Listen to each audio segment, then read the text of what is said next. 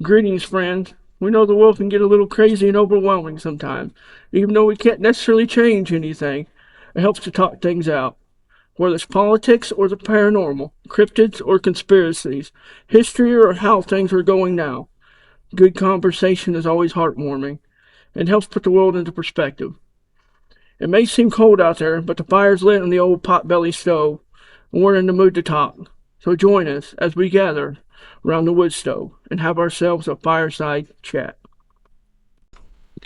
Imagine a world where your voice doesn't matter, where decisions about your life are made an ocean away by people who have never walked your streets, never heard your concerns, and never asked for your consent. In the mid 1700s, this was reality for the 13 American colonies. For years, tensions grew between the colonists and Great Britain, fueled by new taxes, strict laws, and a government that refused to give them representation. What started as frustration slowly turned into resistance. Protests erupt, boycotts spread, and events like the Boston Tea Party sent a clear message: the colonies would not be controlled without a say. Then in April 1775, first shots rang out at Lexington and Concord, marking the beginning of a war that would change the course of history. This was not just a fight over taxes or trade. It was a struggle over freedom, over the right to govern oneself, to have a voice, and build a future independent from a distant king. The Revolutionary War, fought from 1775 to 1783, would transform 13 colonies into a new nation, the United States of America. But how did a group of colonies challenge one of the most powerful empires in the world, and win? That is the story we're about to explore. Greetings, travelers. Come on in and join us around the wood stove as we discuss the birth of the greatest country this world has ever seen, Amen. the United States of America, where we live in the home of the free, home of the brave, and the shining light on the hill for the rest of the world, whether the world wants to admit it or not. Right, exactly.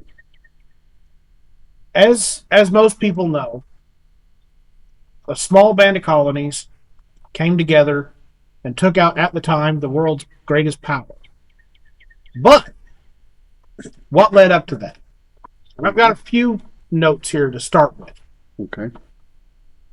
Things like the Townshend Acts, which were a series of new taxes and laws imposed on the colonies, including the Revenue Act of 1767, the Commissioners of Customs Act of 1767, the Indemnity Act of 1767, you may notice a trend, the New York Restraining Act of 1767, and then just to be slightly different, the Vice Admiralty Court Act of 1768.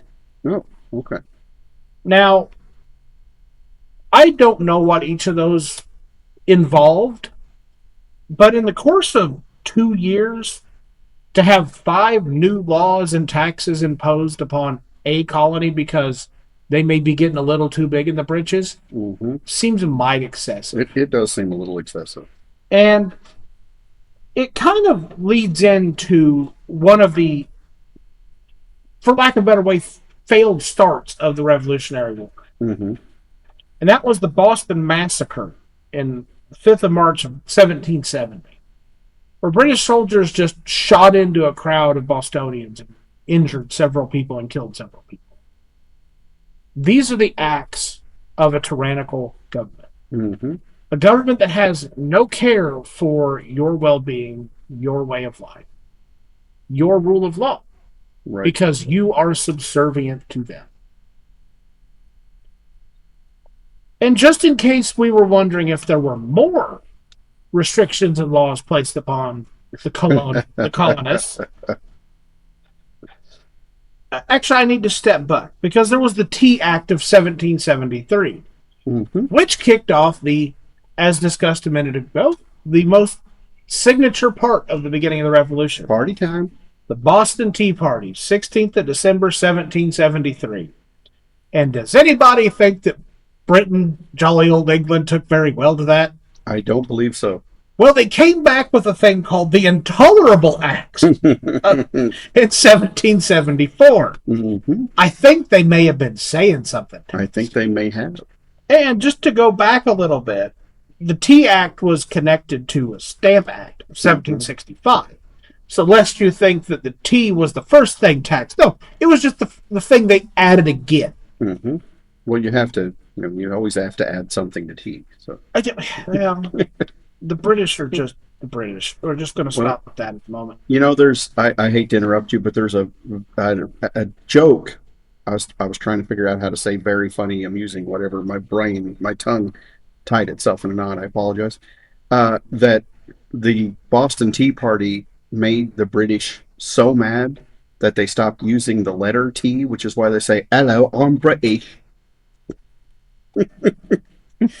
Sorry, I just had to share that. Carry on, sir. If only it had stopped them from desiring tea, there would have been so many other people set free from British colonialism. Well, because not only do you have the tea colonies, then you have to have the sugar colonies, and then you have to have, I don't know how many countless soldiers to keep all them rabble rousers in line, Right. where you go in and just nuke their country in the era of, oh, we're just going to introduce whatever we want. Mm-hmm. See Australia. Anyway. I apologize. I'm going to interrupt. No, go for it. Still lasting joke is what I was trying to get myself to say. A joke that is still resonating. Oh, 250 years later. Absolutely. And there again, it's hard in the modern era to think of how oppressive these things were. Because obviously none of us have been alive during colonial times. Right. And I mean, the colonies of all countries were pretty much ended in the World Wars. Mm-hmm. They're like, yeah, this is causing problems. There's causing tensions. We're going to just split everything. Now, that didn't solve the tension, don't get me wrong. But to think about this of if we as the U.S. went, you know what? We really, really, really like the land of Iran. What if it was ours, but not ours? They just gave us all the good stuff and they kept the bad. They took the losses, we kept the gains. That was the colony system. Right. Oh, and if they decided that, well, they want this land set aside. No. We need this product. You're making it. Well, it doesn't grow here. Don't care. Figure it out. Mm-hmm. That was Britain. And it wasn't just Britain. All the countries of Europe had colonies. Right. And the U.S. dabbled in it after it was founded. Of course. We weren't nearly as prolific as a lot of places were because we got a late start. Well, we haven't been around that long. And we had our own country to, take over. Mm-hmm. Because there was a lot of land to the west of where the colonies were. Yes. You may notice that if you look at a map. Coming in a later discussion. Yeah. I mean, you can fit multiple European countries in one half of America. So, yeah. And it's a lot of land. And they were the powerhouses. Mm-hmm. My, how the turns table. Yeah, indeed. So, as Pancho discussed in the intro, the first shots were the Battle of Lexington and Concord. And again, this is another thing that a modern audience may have trouble understanding. And we've discussed it in a previous episode about line and flank warfare. Mm-hmm. Two armies we're going to just look at each other in the eye across the battlefield and hope my bullet hits somebody over there. Right. Because you're using smoothbore rifles, you're using guns that have the accuracy of, well, they're actually less accurate than medieval catapults. Because at least the catapults were big enough they usually hit a target.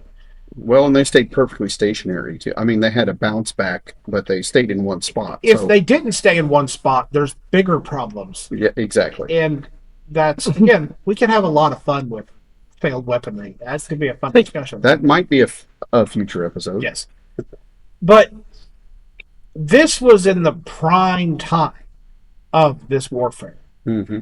And because I know we'll utter this phrase because of what we're talking about, each country had their designated uniforms. Right. And the British were these bright red coats. Lobster backs. I mean, you can see them coming a mile away in flat land. But that was the point. Because up until actually this war, countries would line up and you wanted to see which side was which, and you were, my side's more important, so I want to be more stand out than you. Mm-hmm. Actually, people still blindingly, stupidly did this into World War One. Mm. And they learned very quickly that if I wear a bright blue uniform, hello France, and I go into a place where somebody has, I don't know, camo, they've got an upper hand on me. Anyway, I'm getting off topic here. Well, I don't mean to interrupt No. again. It's what I do best. I was going to point out, that their bright red uniforms happen to be the same size as your standard bullseye, but anyway. Well, and it's, I wonder if they had behind them some kind of mentality of the same story as the brown pants. Could possibly. Because you can't see blood on a red uniform. Yes. I don't know. Just like that process. Yeah, pretty much. But the colonists knew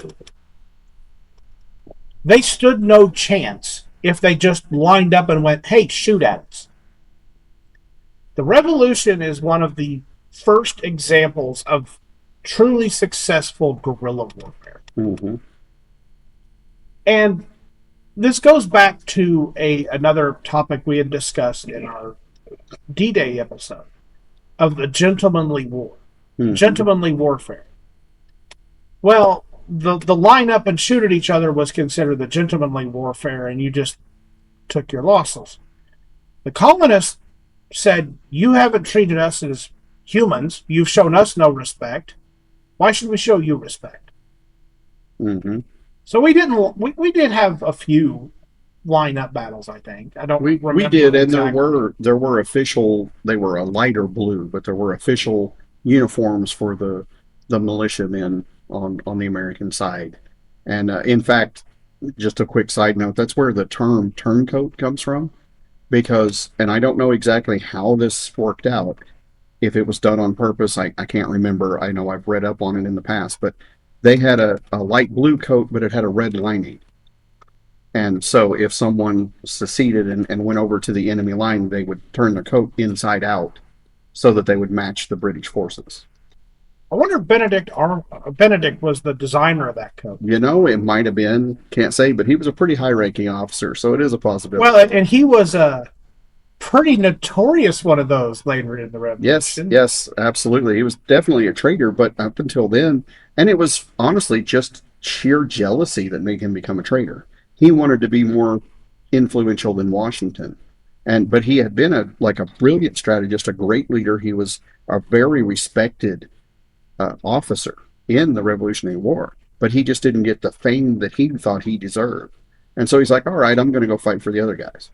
When you almost have max stats and then someone rocks up with max stats, Mm-hmm. you're still second best. Exactly. And that's what happened. And to quote the great Ricky Bobby, second place is the first loser. Yes. Especially in warfare. Yep. But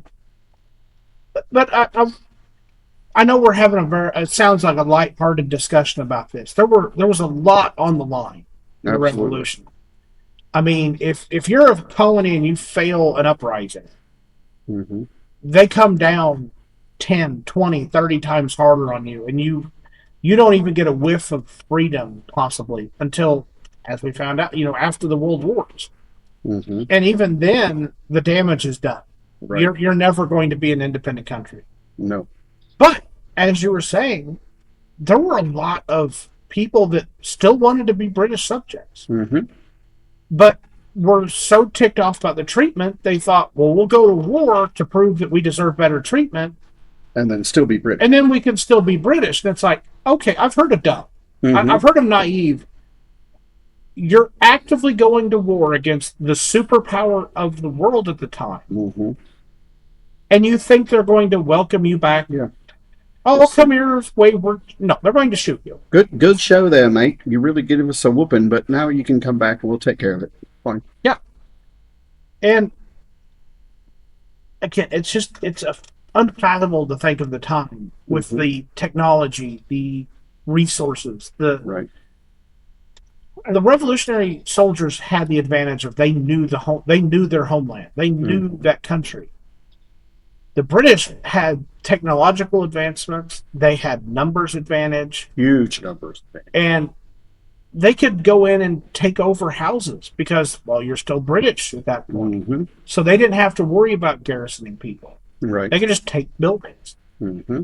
I mean, and it comes up later in the winter of 77 to 78. That's when Valley Forge. Hmm. And we've all heard of the hardships of Valley Forge and the freezing winter and the suffering. And I've heard people say that, oh, it wasn't nearly as bad as it's portrayed, and oh, it wasn't. It doesn't matter. Some of them didn't have shoes. Yeah, It was one of the worst winters in, I don't remember, a couple of decades, that winter. And Valley Forge is in a, geographically speaking, because of proximity to the river and everything, it's generally colder than, like, the next county over or whatever.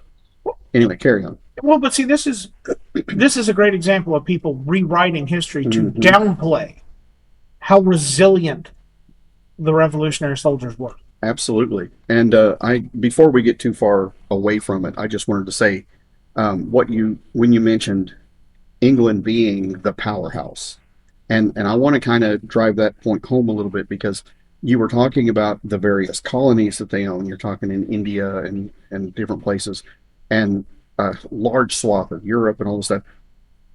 It I don't know the exact specifications here, but England controlled basically like between a quarter and half of the known world. I mean, when you say a powerhouse, they were the big dog. The sun never set on the British Empire. Exactly. And talking about these people, what they're doing by committing an act of high treason, it's not only that you won't be forgiven, it's that you're going to be punished. And if they kill you, they're not going to just kill you, they're going to hang you, they're going to draw and quarter you, which, is where each limb gets tied to a different horse, and the horses are sent in multiple directions at the same time to rip your limbs apart. Sorry if that offends anybody. Well, not really, but it is what it is. But Welcome to history, folks. burned alive, things of this nature. This is not going to be, if you don't You are pull going this to be off. a public example. Exactly. And it's not one or two people. It's every ranking officer they can find, and then like the lower soldiers, probably mass firing squad, stuff like that. And again, these rifles, aren't necessarily going to kill you with a single shot. I mean, it will, but it's going to fester. It's going to turn to sepsis, things of that nature. This was a gamble unlike anything done prior to that time. To a degree, whatever. There's an example of that, in the movie The Patriot. Mm-hmm. Whenever, the rebel wounded, whatever, that one British officer asks the, hey guys, what do we do with them? How to shoot them. Mm-hmm. That's how they thought of them. You're going against the crown. Right. So you're no good, in their mind, you're no good to us. And besides, just the fighting side of it, just take it for a second, like whenever the guys assigned their name to the Declaration, Mm-hmm. you don't think them guys would have been punished if they lost? Oh, yeah. They'd have been some of the first to have been hanged, quartered, however you say it. And the sad part is, I would say, some of them, it wouldn't just be them. It might even be their family. Oh, yeah. It would be their Yeah. It would definitely be their families. And And you're. It Go would ahead. likely be their families in front of them. Right. If they were all Absolutely. captured alive. That's what I was going to say. And then you're back to the medieval way of heads on pikes and people in gibbet cages to serve as warning for other people. For anyone who doesn't know what a gibbet is, it's a big bird cage that fits a person, and they put you in there until you starve to death or get eaten alive by various animals. It's a bird cage, but in reverse. Yeah, exactly. Because they're feeding the birds you. Yes, the birds eat you. Yeah. And something you mentioned all these acts there, Madero, the various things, and in case people don't know, each one of those acts was a new taxation. And there's more to it than that. There's a lot of rules, and there's a lot of, circumventing justice and all these kind of things that go into this, that you can't just take down to taxation. But the Revolutionary War essentially happened only because England was trying to recover financially from the French and Indian War, which they now call the 7 Years' War for the PC crowd. But it's basically just, we spent way too much money on this one war, so we're going to tax you beyond all redemption. We're going to tax you to the point of poverty, and then when you can't pay your taxes, we're going to put you in jail until you pay your taxes, and things of that nature. And it's just it was just a money grab. Well, the bad thing is there's still countries that do that exact same thing. Oh yeah, They drive you into poverty and then go, well, you didn't pay your bill. Time to come work for us for free. right. Hello, China. Yeah, How are you? gotta Social work credit that. score. Look it up.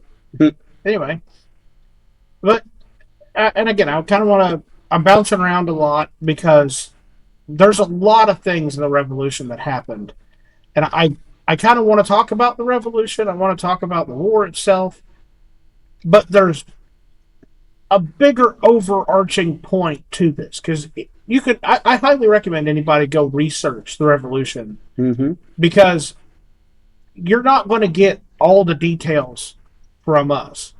We don't have enough time in the day to go through everything. We're not historians. We're Right. not experts. That's why some documentaries take multiple hours, Yeah. and that's usually multiple people that added into that. And you know, you still don't get research the it, whole yeah. story. Yeah, and we could do a 12 hours of podcast and still not cover half of Right. it. And I want to also bring up in this discussion, we talked about George Washington. Mhm. We talked about how Benedict got all kind of bent out of shape because Washington got all the praise. Mhm. Well, George had a thing for being brilliant and making a show of stuff in winters. Hmm. Because I mentioned earlier, Valley Forge was 77, 78. That was mass suffering of the troops. But he knew they had to stay. He knew what they needed, what they had to do, whether it was advantageous or not. To leave would be worse. Mhm.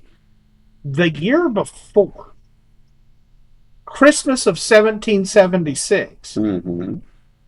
George Washington led his troops across the frozen river just to say surprise. Yep. That's madman territory It in is. the best way possible. In the best way, exactly. That's a leader has got to set. And there again, you're Yes. you're talking about a man who had served Britain. Right. He had been on their side, and they pushed him far enough that he's like, "Nope, I'm out." Right. And not only am I out, I'm going to be your worst nightmare. Yes. But he was very gentlemanly about it. He didn't. He Yes. didn't say, "I'm going to be your nightmare." He's like, "I disagree with you." That kind of thing. I am disinclined to acquiesce to your request. Exactly. How much does it take for a just random military leader Mhm. to become a country's first president against his will? Right. It's like, Exactly. Washington. The best one of the things come to mind to me when I think of George Washington. You know, Mhm. is a man that walked with great posture, like you know what I mean. Like he Mhm. walked like a general did, Right. but he could send clear messages Mhm. to the king. Or Right. like, you ain't gonna push me around. Exactly. Which you know, I always admired that. You know, for especially for that time. You know, Mhm. Well, and you bring up sending a message to the king, and I would like to get. And again, we're going to go backwards after I get to this point, and we'll discuss more detail. Okay. But I want to get to the crowning achievement, and the reason we celebrate the 4th of July to this date. All right. July 4th, 1776. The signing of the Declaration of Independence. Mhm. And we're talking about leaders with a set that are just, we're going to do whatever we want.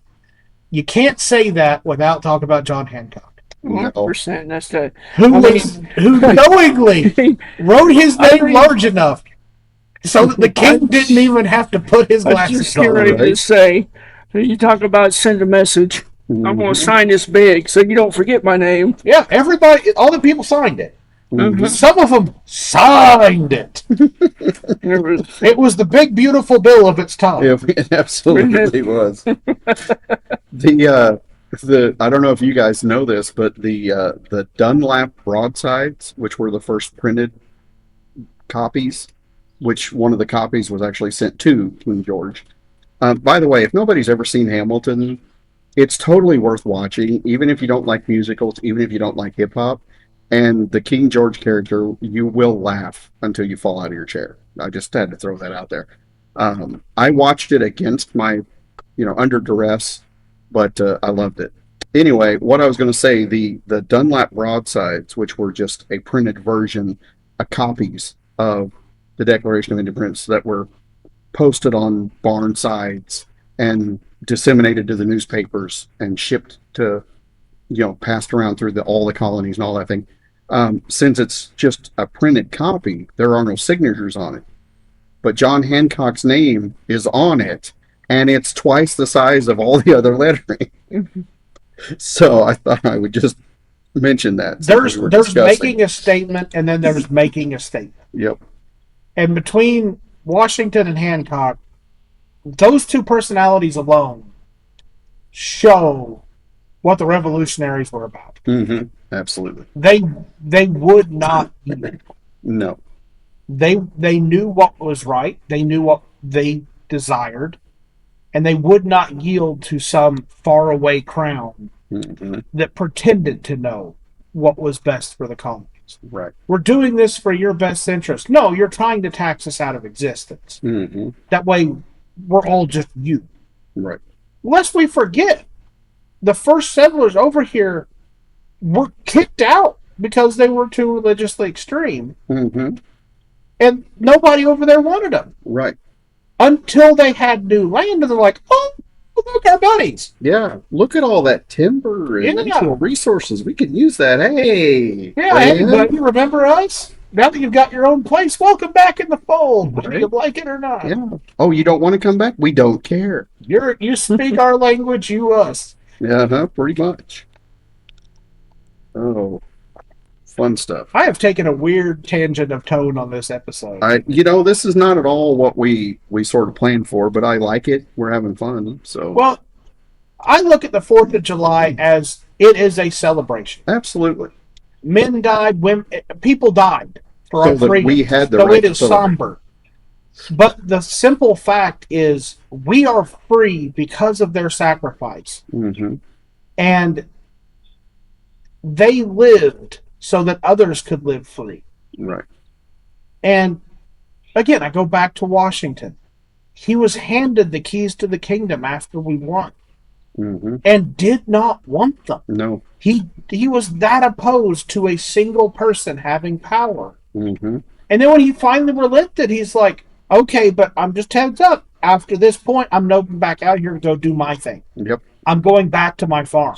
As soon as we get everything lined up, I'm out. You made thing talk about Washington whenever he became president, first president of the country, right? He could have been the first and maybe probably the only president out of everybody. Mm-hmm. Could have probably went as long as he wanted to because they respected him that much. Oh yeah. They wanted him to go third term. He said absolutely not.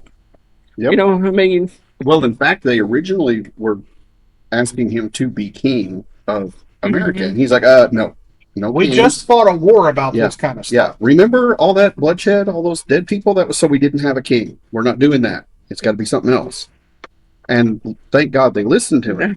But If now, they just listened to more of what he said. exactly what I was getting ready to say, like they did not it- having a two-party system. Yeah. If he took the king title, could you just imagine the across the pond, King George finding out? Well, wait a minute, scratching his head. You Wait a applied minute, against yeah. for it, Wait, King Washington? What's that? What? Yeah.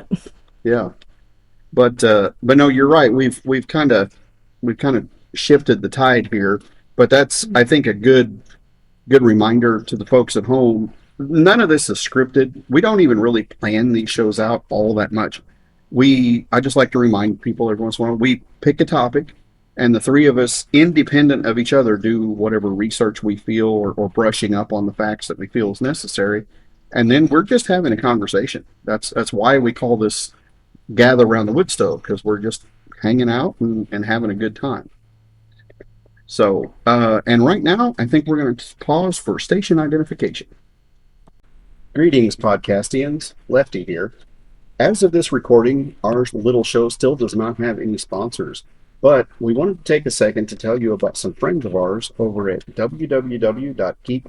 www.geekblendertees.com. As I mentioned in our closing of every episode, they were kind enough to design some merch to go along with our little show, and they have it available on their website. Like us, Geek Blender Tees is a small operation just trying to get going. So if you want to support us and or them, please go check out the website.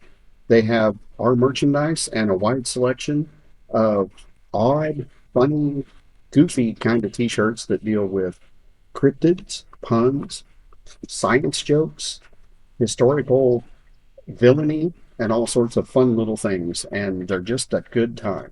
So please go on over and check them out. www.geekblendertees.com. Thanks, folks.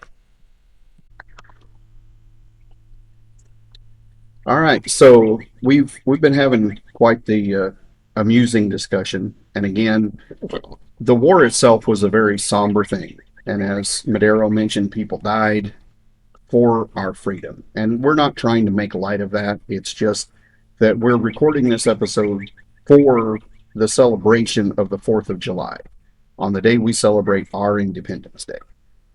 And we have that independence, we have that freedom because of the war. And we're not trying to make light of the sacrifice of these people, but it just, we also don't want to be too somber and understated about it, because the holiday is, we think, a cause for celebration.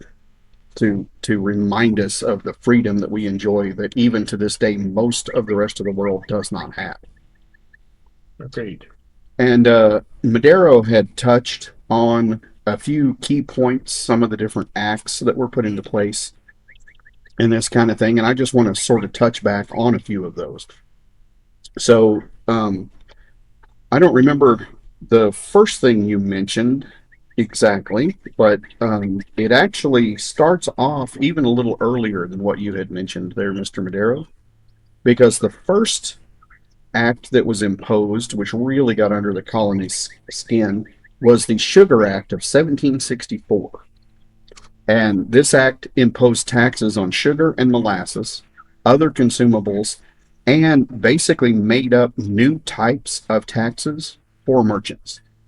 So there are things like door latches, right? If it's a standard iron door latch, it gets taxed. If it's a decorative, like flourishy, twisted, leaf patterned, it's considered artwork and can't be taxed. So this is the kind of thing the colonists came up with to sort of avoid getting taxed. But hinges, door hinges, were something that had its own tax because of the British. So just to give you an idea of why these things got under everybody's skin. This should give you an example of why people looked back at Britain in this time period and go, "Yep, they ruined the world." Yeah, exactly. The Sugar Act was followed pretty quickly by the Stamp Act that you mentioned, which was in April of 1765. The Stamp Act required the colonists to pay a tax on all printed materials, which included newspapers, legal documents, magazines, and even playing cards. Anything that was printed, and remember, people did bills of sale, they did what they called recipes, we call receipts, when you buy something in a store, anything, and those were handwritten as in the details, but they were on a printed stock. So to write your taxes, you're paying a tax to write your tax on the thing that was taxed. Correct.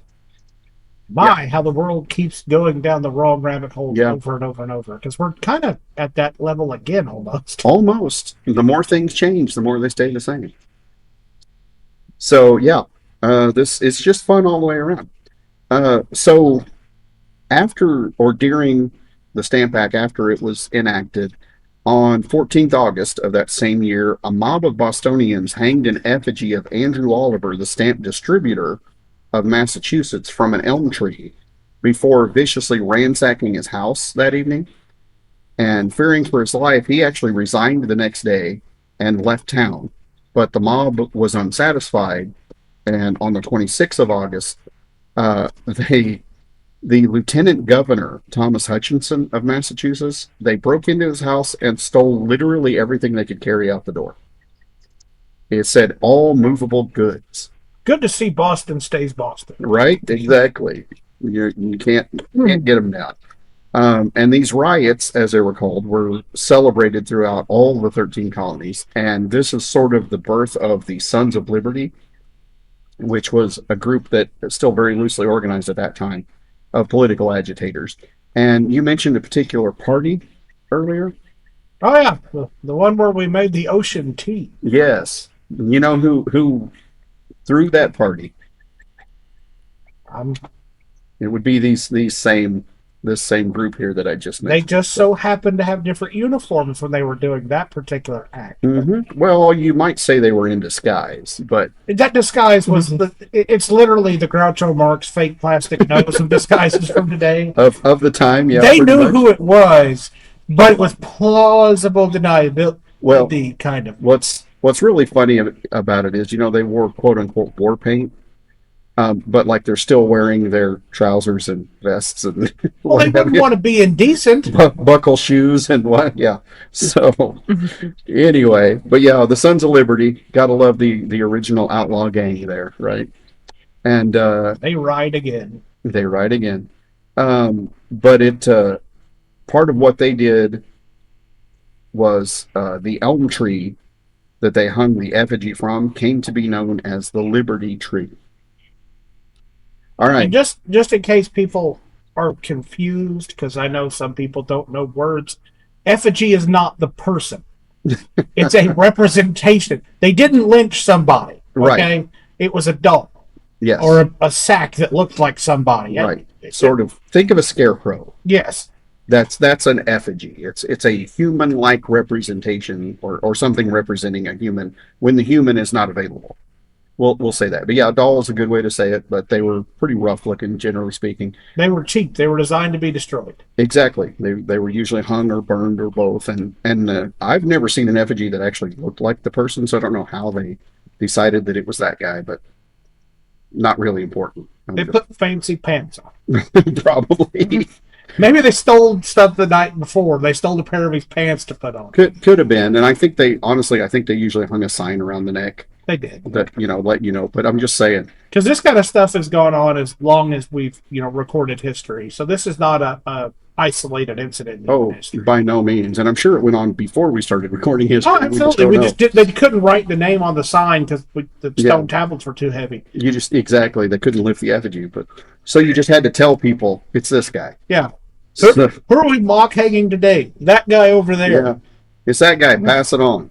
Don't get to that guy. Skip him. We don't need him to know. He doesn't know. Yeah. I don't need to know what. Never mind. So, not too long after all this fun, you had the Quartering Act of May 1765, which you touched on, not specifically, but you were talking about how the soldiers could be quartered and they had to comply regardless. This is a different quartering than the punishment of being drawn and quartered. Right. Just for, again, clarification in Thank case you. people weren't paying attention. Thank you. This quartering is more saying that you can stay somewhere, Right. As and in you had to, headquarters. you had to honor it because they were. Yes, all 13 colonies had to provide housing to British troops on the continent, and that generally meant that they either had to build barracks or soldiers had to be housed in other public buildings. But as time went on, they were just being housed in people's houses. And sometimes the people who lived there were no longer allowed to stay in the house. And the colonies Hippity were... hoppity, I'm taking your property. Indeed. And they also had to provide basic necessities such as food, beer, cider, rum, firewood, new shoes, clothes, socks. Remembering, that kind of folks, that all of these are being taxed when the colonists buy it. For the redcoats. For the redcoats. So Britain is not only gaining money off of this, they're also not having to pay out for their own troops. Exactly. So they're winning from both directions. Well, they thought they were. Or they thought they were. Exactly. They In found their mind. They found that thin red line of do not cross or consequence. They found consequence. I should have said in their minds they were Yes, winning in from their both British tea-soaked minds. British. Anyway, sorry. I'm a little giddy today. So the Stamp Act was finally repealed in 1766, but it was immediately replaced with the Townshend Acts, which you briefly touched on. The one act wasn't enough. Here's 5. Right? And the Townshend Acts imposed new duties, which, by the way, is another word for taxes, on goods such as glass, paint, and tea.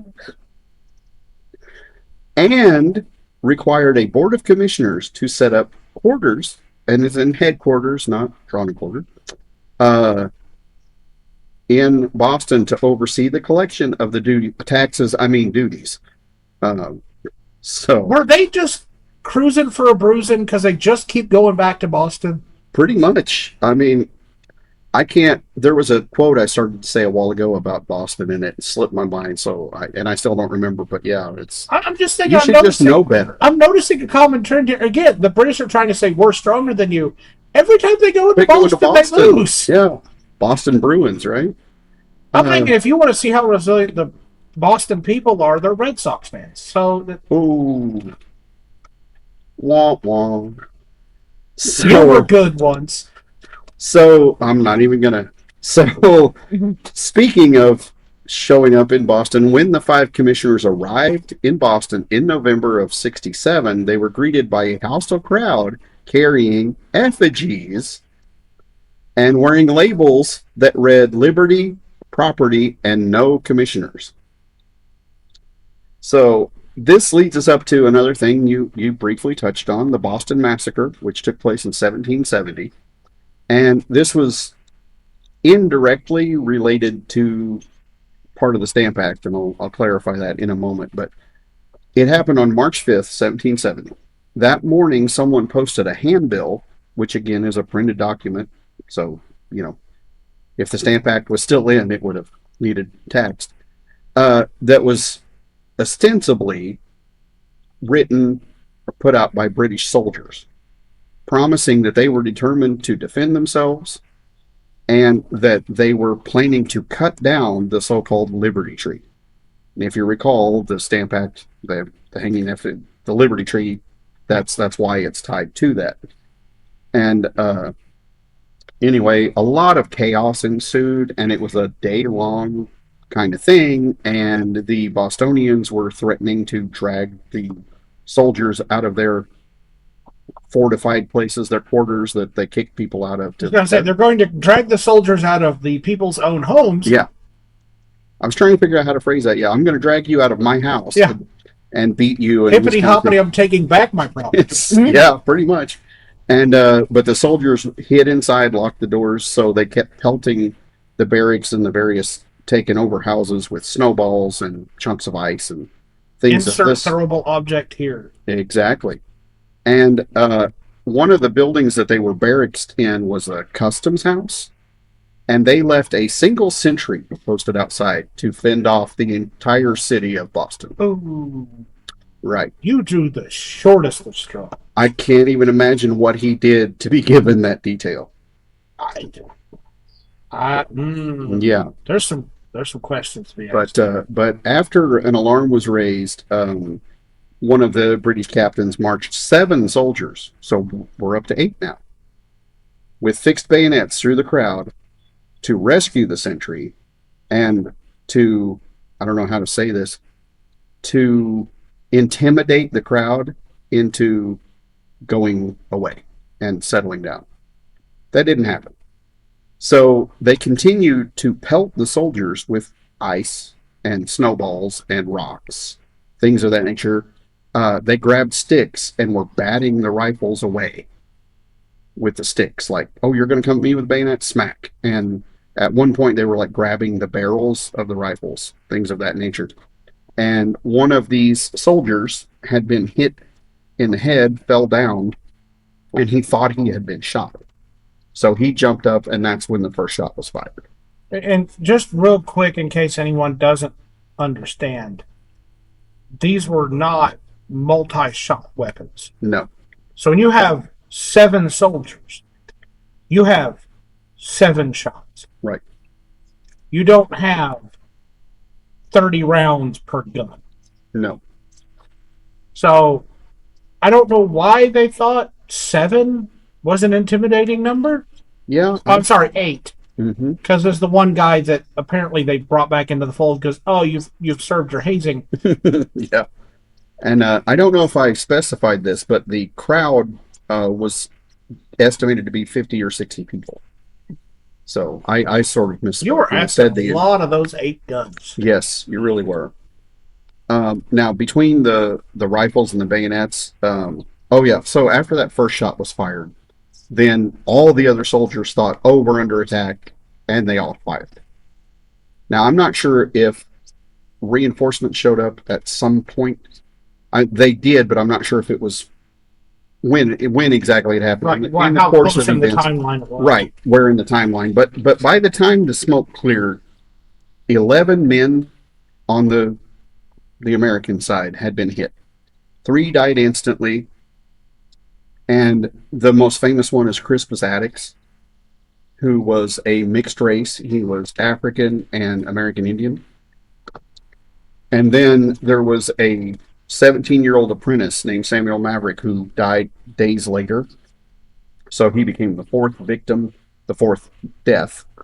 And then Patrick Carr, an Irish immigrant, had an abdomen wound, and he was in pain and slowly dying for 2 weeks before he finally expired. And so that's a not very good recount of the Boston Massacre. Well, and just for, again, clarification for people that are looking at this, you have 8 guns, 8 shots, 11 people hit. Bullet doesn't stop when it hits one person. True. It's going, if you're in a crowd, you can hit multiple people in a single round. That's true. Just for those that are listening and may not be familiar with firearms. That's why you always, if you're shooting a gun, always know what's behind it. Right. Particularly if it goes through like the fleshy bit in the abdomen, there's nothing there. As long as it doesn't hit bone. Yes, bone and exactly. fragmented. And go ahead. I was just going to say, in your recounting of, like, your retelling of the story, a thought occurred to me that just, again, it sums up Boston so well. They saw an armed man and thought, let's shake a stick at him. Very true. Very true. Thank you for pointing out that bullets do tend to continue to go. I realized I didn't state well enough. The reason I mentioned reinforcements showed up, and I wasn't sure where in the timeline, it's because I did not think they were there before these 11 men were hit with bullets. So I think they showed up later and sort of corralled the But crowd. I felt like I should clarify because I was one that pointed out the 8 shots. You only have Right. 8 shots. Mhm. And that's Exactly. why you can get more than 8 injuries. Right. Right. From And in each. my mind, that just is a So natural. We're familiar So with guns. Exactly. So honestly, once you think about it in that terms, you're talking about the war, like when the sides lined up pointing guns at each other. So say just because you weren't on the front line, you can still get hit by a bullet standing behind that person on the front line, Oh, yeah. depending on where that bullet went through. Well, Right. and it's also the inaccuracy of the firearms at the time. If I shoot at a line of people, there's a good chance I find a gap. Right. So you could be 3-4 ranks I back, mean, and you just get unlucky. I mean, to the human body perspective, that's why actually one of them cannon fires was so deadly. Yeah. You pointed just toward the line, shoot it. Yeah, it It's didn't- going to clear. It didn't However, find gaps; it made gaps. right. Exactly. But no, to your point, also these were rifles. These were long range weapons, and these people are standing an arm's length away. So this bullet has the power to travel hundreds of yards, or at least 100 yards. They weren't. Depends on the amount of powder underneath. Right. You get what I'm saying? So yeah, one person is not that much of an obstacle for a long range weapon at close quarters. So, but again, my brain just sort of makes all these connections, like you said. Well, and the only other clarification to add is, again, if you're not familiar with firearms or weaponry, a bayonet is a knife stuck on the end of a barrel of a gun. Right. So yeah, that's, like I said, that's kind of the Boston Massacre in a nutshell. And the only reason I mention that, as opposed to you guys have already touched on Lexington and Concord, I just think this was a very pivotal point in the revolution, because this is kind of where people who were on the fence are like, no, that's enough. Or other people like outside of Boston were like, wow, I didn't realize how bad things were. Right. We need to step up. Right. Well, now they're looking at the other people are looking at it where, all right, you shot a neighbor of mine, or perhaps a family member of mine. You draw that draws the line. Now you ask for it. So Exactly. It made it more personal. while we're on the whole topic, I want to read a couple paragraphs here, just a little bit on George Washington. And getting his rank as the command or getting the command of the Continental Army. So it says this is from history.com. Says here George Washington was born in 1732 to a farm family in Westmoreland County, Virginia. His first direct military experience came as a lieutenant colonel in the Virginia colonial militia in 1754 when he led a small expedition against the French in the Ohio River Valley. On behalf of the governor of Virginia fighters own disastrous defeat for first Washington and British General Edward Braddock. This launched the 7 Years' War, but Washington resigned from his military post to turn to a planter's life in Virginia, later taking a seat in Virginia's House of Burgesses.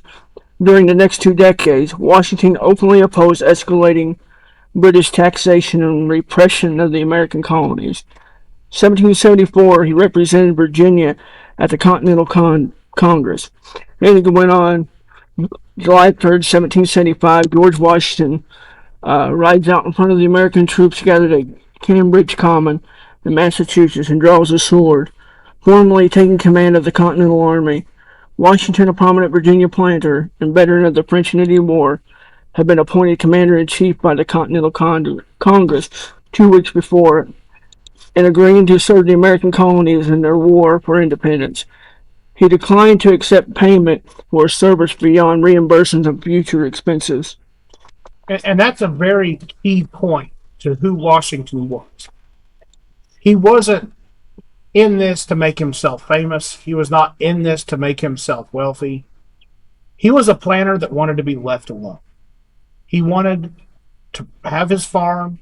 He wanted to live his life and not be ruled unjustly. And it goes to when he eventually did become president. They wanted him longer, and he said, no, I have a life. I'm going back to my life. You guys figure it out from here. And as mentioned earlier, he warned about do not partake in two-party politics. So that proves how well we listened to the man. Mm-hmm. But We almost insert, we had one job. we had one job, and we found a way to spectacularly fail it. Indeed, we did. We rolled a critical failure on that one. Mm-hmm. But the talk of the Revolution, the last battle of the Revolution is marked 17th April 1783 at the Battle of Arkansas Pool. And with that, the United States had won its freedom from Britain.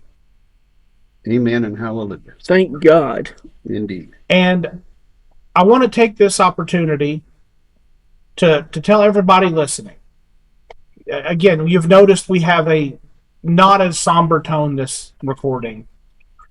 It's because this sacrifice and the founding of this country was a violent affair, but we're looking at the celebration of our freedom from a tyrant, Mm-hmm. from a tyrannical government.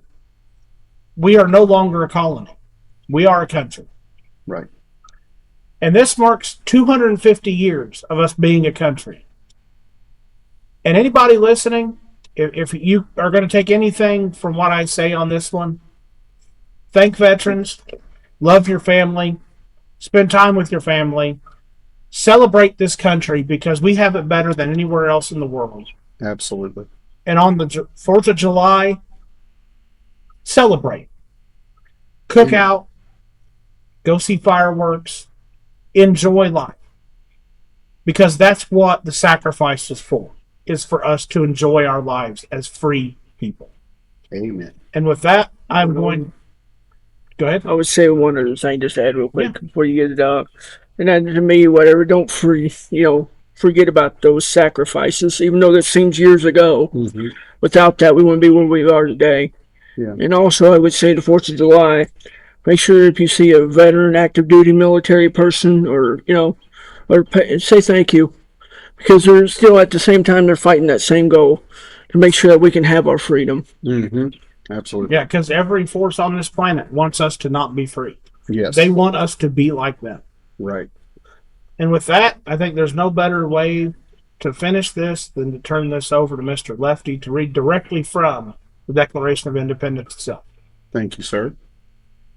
This beloved and wonderful document that guaranteed our freedom starts off in Congress, July 4th, 1776, the unanimous declaration of the 13 United States of America, because they were telling the British that we are no longer under your rule. This document, the rest of the document begins, when, in the course of human events, it becomes necessary for one people to dissolve the political bands which have connected them with another, and to assume among the powers of the earth the separate and equal station to which the laws of nature and nature's God entitle them, a decent respect to the opinions of mankind requires that they should declare the causes which impel them to the separation.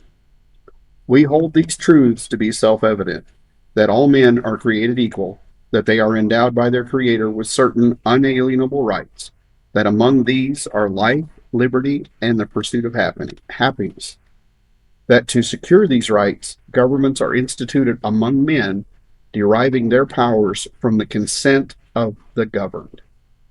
And I'm going to stop there, and I'm going to encourage people to read the rest of this document. There's a lot of good words in here. And until we talk to you next time, thank you for joining us, and please join us again when we gather round the wood stove. Gather Round the Wood Stove is an independent podcast, meaning that the three of us do everything. If you would like to help us grow, please follow, rate, like, subscribe, and share us with a friend. If you have a topic that you'd like us to discuss, leave a comment on our social media, drop us a DM, or email us at gatherroundthewoodstove@gmail.com. That's gather, ROUND, thewoodstove@gmail.com.